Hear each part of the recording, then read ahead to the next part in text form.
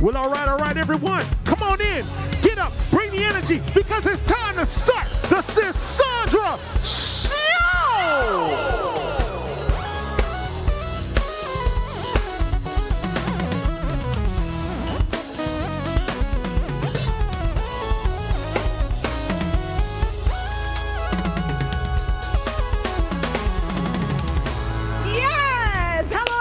Welcome to the Sandra Show. Listen, thank God it's Friday. Let's go. Y'all, make some noise for my band, your band. It's our band for the culture. Yeah. It's so great to see you all It's today. all of us You got a together. new member today. We sure do. It's a beautiful thing. Hey, Welcome. everybody. Welcome to join the FTC band today. It's great to have you. So, y'all, today's show, we are diving deep into the conversation surrounding what real manhood looks like when the hood taught you one version, but life demanded another. But first, we have a little tea to spill, so get all comfy, grab your bubbly beverage, and let's get this show started! Let's get it started! Woo! Yes! Now, y'all hold up. Remember when everybody was saying there were more jobs than workers? Yeah, that chapter just closed. For the first time since 2021, unemployed Americans now outnumber open jobs. Y'all want to know what June? Oh my God. Yes. So y'all want to know what June's numbers are? They went from a so-called gain of 147,000 jobs to a loss of 13,000 jobs. August, isn't that a lot? That's a crazy amount. August barely squeaked out 22,000 jobs, way below expectations, and unemployment jumped to 4.3%, the highest in 4 years. Now, healthcare is still hiring, but manufacturing, trade, and federal cuts are dragging us. The translation is, the job market ain't as pretty as they painted it. For workers, it's about to get harder to land a gig. And for Washington, some serious questions about whether they're letting this economy slow down too fast. Now, I cannot wait to speak to FTC. What do you have to say? I hope everybody's mic'd. I wish everybody would, but where could this have come from? I don't know, but listen, wasn't it about a few weeks ago that President Trump fired the lady that reports the jobs because he said it was a lie? Well, Well, It comes from China.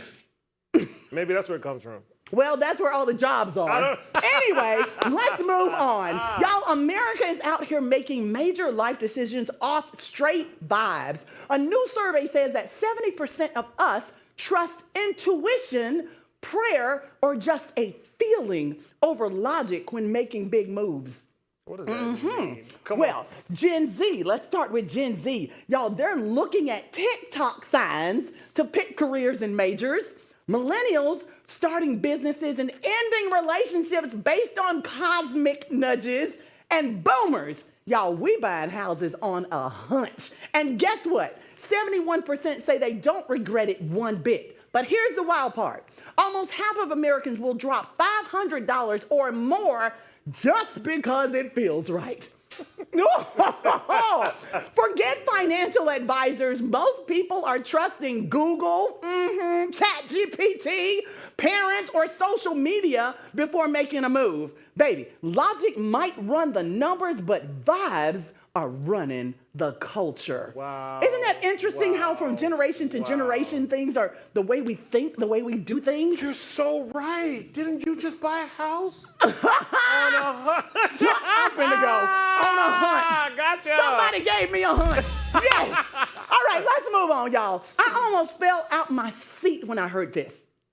A fight is about to go down. But are we here for it? I need some music for this one. Y'all, come on. Woo. This is the blue news. Oh, yeah. Hey, y'all. Hey. Oh, we here like we never left. Y'all, now hold up. Two boxing legends are bringing the heat next year. Say what? It's official. The contracts are tight. Mike Tyson and Floyd Mayweather are set for a fight. Spring 2026. The bout's locked in, an exhibition match where the hype begins. Iron Mike said even he was surprised. This is a fight the world never realized. From Jake Paul to now, Tyson's still in the game, and this unpredictable era keeps fueling the flame. Mayweather's 50-0, a legacy bold. Exhibitions keep him sharp, his story retold. I've been doing this for 30 years, can't harness my name. Step in the ring, it's big, it's legendary, same. Date and location, oh, that's still under wraps, but the buzz is already filling the apps. One thing's for sure, this bout's gonna trend. Two icons, one ring, history, bout to bend. Come on, FTC. Woo-hoo.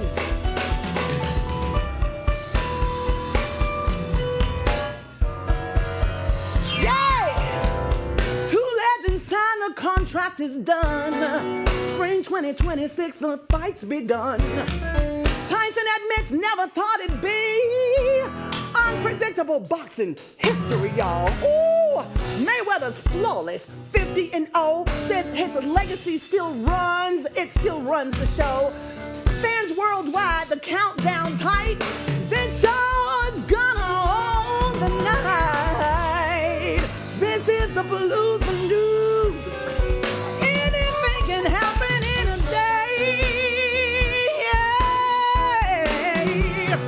Well, we'll do it again, same time, same place, and we'll do it the 600 show way. Y'all, this has been the blues.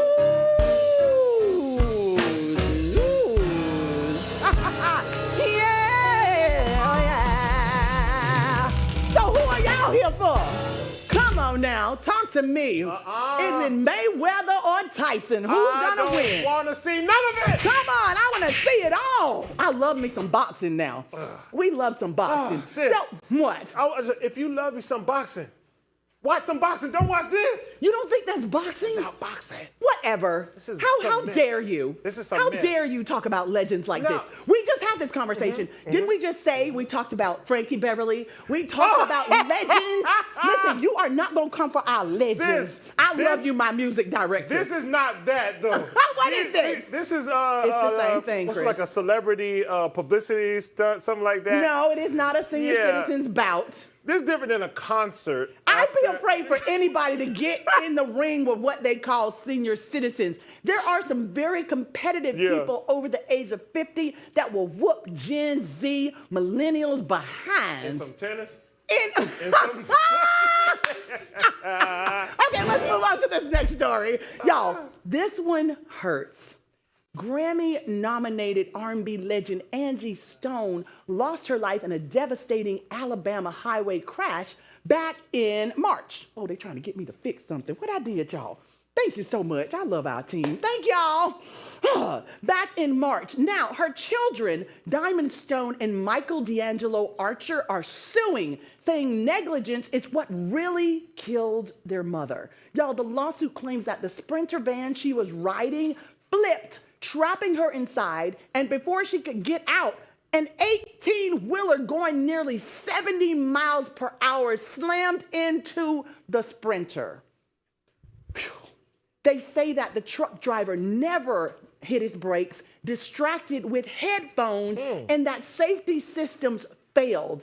Miss Stone was just coming back from a show, still sharing her excitement online about what was next. Instead, her family is now fighting for accountability in court because legends deserve protection too, not just tributes after the fact. Yeah. May she continue to rest in peace. I'm so sorry to hear that, but we heard that there was a truck that might have hit her, and now it's like the truth. This truck hit her. Yeah. Especially with the family seeking some sort of retribution for it. It's absolutely true now, because none of the truth was out. Right. Not from the band members in the Sprinter, not from anybody there, but to know that it's true. Yeah, like you said, legends deserve respect too. Correct, So, correct. I hope they get to the bottom of this. It's just way too much to have to bear. Yes, ma'am. Listen, so her son, do y'all know that Angie Stone's son, we saw the name D'Angelo. Y'all know the artist D'Angelo, right? Yeah. That is the son that they had together. Share the name, yeah. Yeah, and he's an amazing artist. Have you heard any of his music? No. Oh my goodness, y'all go and check out his music. You know, with everything happening with his family, it would be great if we could just pay a little bit more attention maybe to his career, and maybe that will help them as well to just continue the legend of her family being in the music business. It's a big thing. His dad was one of the biggest stars back in the 90s when I was, listening to all of that kind of amazing music. Me too. Just huge. Me Just too. huge. Listen, it's almost time for us to go on a break. And y'all know when we go to a break, we have the most amazing praise break from For the Culture. Today, they're playing one of our songs from our debut EP. It's called Evolution of Gospel. I don't know what you come to do. Our songs, our music is available on every platform. Would you please take a moment and go check out Cassandra and For the Culture. Go ahead and give us some church. Woo!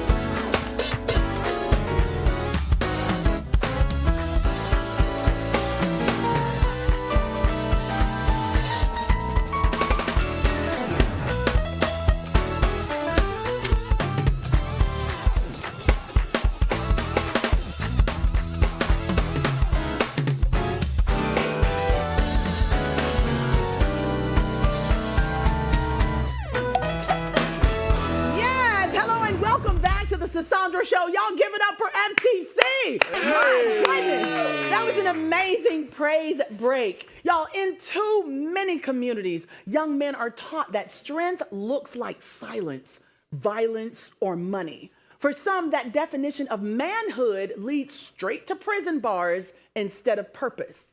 But today's guest is proof that manhood can be rewritten. At 18, he found himself facing a 15-year prison sentence.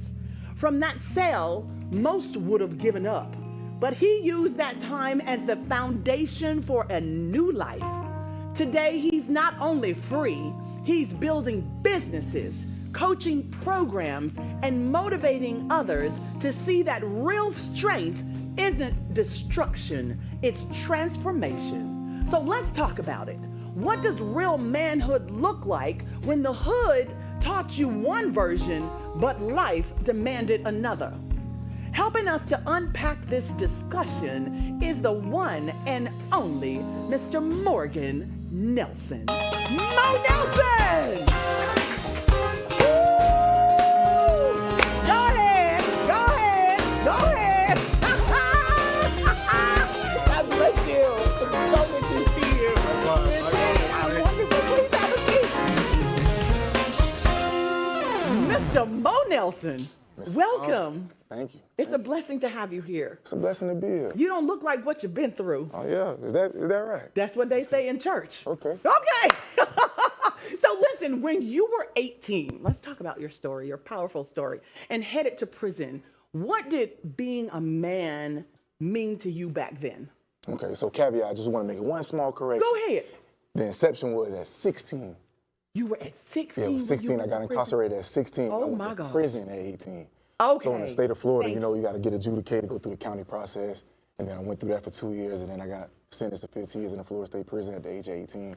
Wow. Got shipped off, but yeah. So you were a minor, and they waited for those 2 years to expire, basically, so they could try you and sentence you as an adult? Somewhat, but I had a very sensitive case. It was very high profile, so they had to get all the details and all the intricacies figured out, and that took a little minute. It took a minute. So that led me to spend that amount of time in the county jail. But Well, thank you for sharing that with us. That's very important. So when you were 16 and you headed to prison 2 years later at 18, what did being a man mean to you back then? being a man meant to me back then and now is accountability. Not playing a victim, not blaming somebody for your miscues, but honing it in and learning and growing from those mistakes. So in the future, you'll know how to better handle situations. Yes, that's strong. Now today, what does being a man mean to you? The same. It's the Just same thing. always, I'll add to that, growing, having a growth mindset as opposed to a fixed mindset. You know, a fixed mindset remains stagnant. You think you know everything, seen, done everything. Lean into But that's your not own the case. understanding. Right, right. But a growth mindset is having the mind frame that there's always room for growth and development and Yes, nurturing. that's And that's smart. something I always try to adhere to. Yeah. That's good stuff. That's good stuff. So in those years when you were locked up, when the noise stopped, what moments made you start questioning the version of manhood you were raised to believe in? Well, growing up, particularly in the African American urban society, we are taught that we have to be strong. That even though we're going through certain things, just suck it up, toughen up, don't say nothing. But in years of living, I realized that that's not true. It's also, it's actually strength in the vulnerability, Yes. being truthful with oneself Yes. and being honest. And I learned that through my maturation of becoming a man. Because, you know, there's nothing wrong with crying. Now, of course, what you're crying about, when we whine, there's a difference between crying Right. and whining. And whining. Get it Come on misconstrued now. now. Come on. Yes. But, you know, actually crying and being vulnerable and opening up It's to okay. someone, it's okay. So Yes. everybody has problems. It's part of humanity. Yes. Even Jesus wept. We only read it one time in the Bible, but he did, and it was powerful to be able to let that out. Let it out. Yes, Very yes. therapeutic. So every transformation starts with a breaking.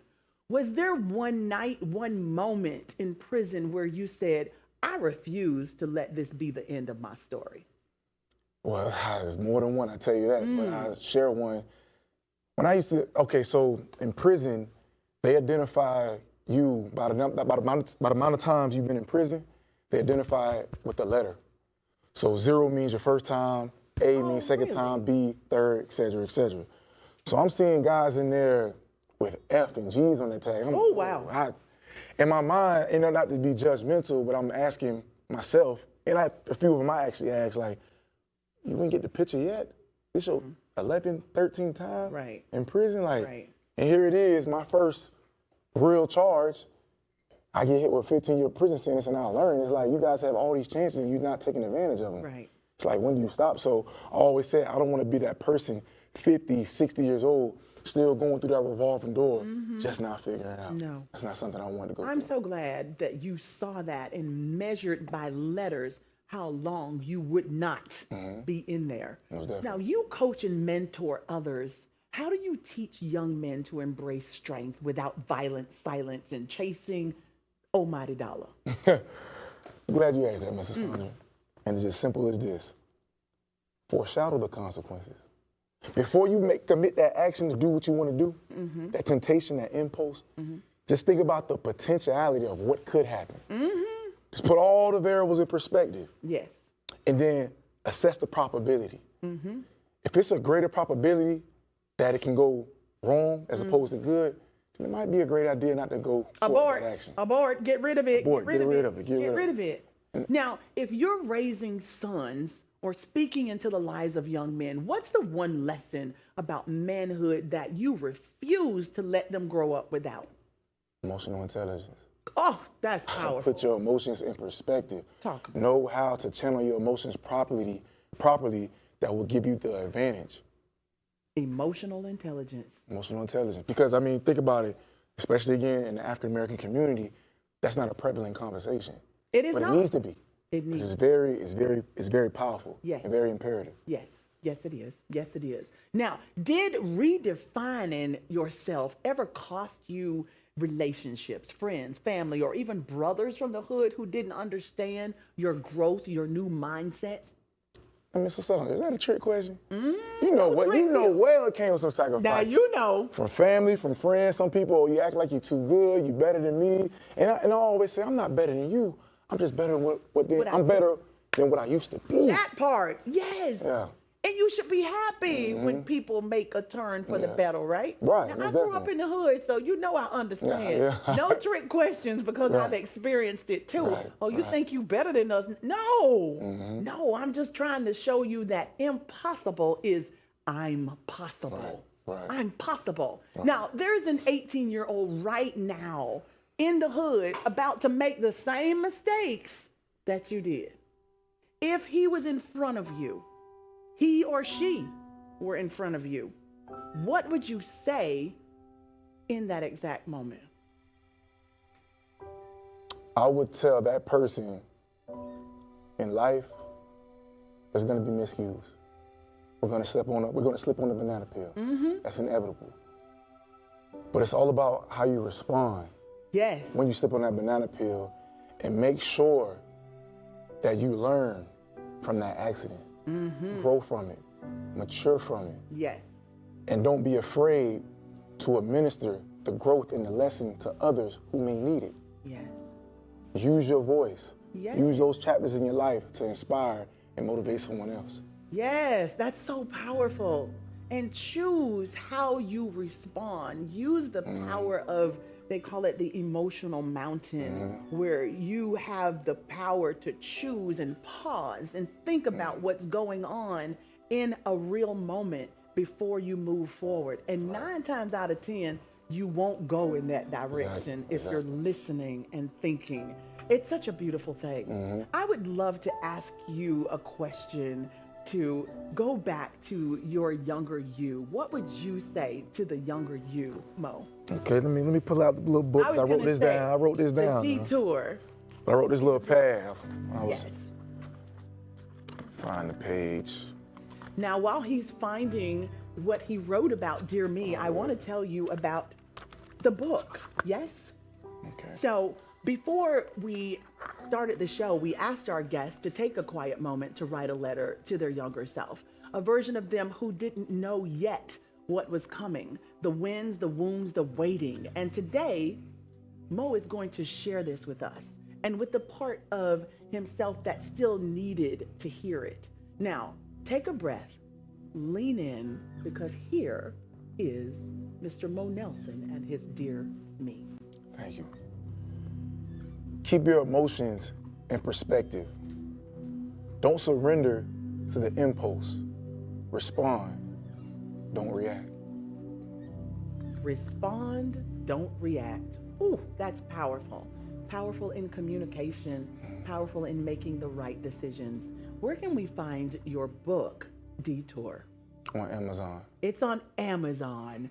Please go and check out Mr. Morgan Nelson, his book, Detour. At some point in life, you had to detour. Give us a quick synopsis of what Detour is about. So basically, the cover explains itself. Everybody makes a detour. But again, the turn that can change your life forever. But we have the discretion, whether it's good or it's bad. How we respond, whatever detour we may take in our lives, it's all up to us, discretionary.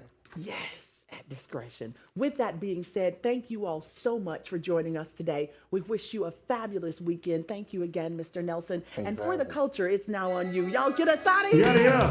Thanks so much for coming by. And thanks so much for y'all tuning in. Everybody just scan that QR code at the bottom of your screen. Because we've got so much more exclusive content just for you, only right here on the Sis Sandra Show.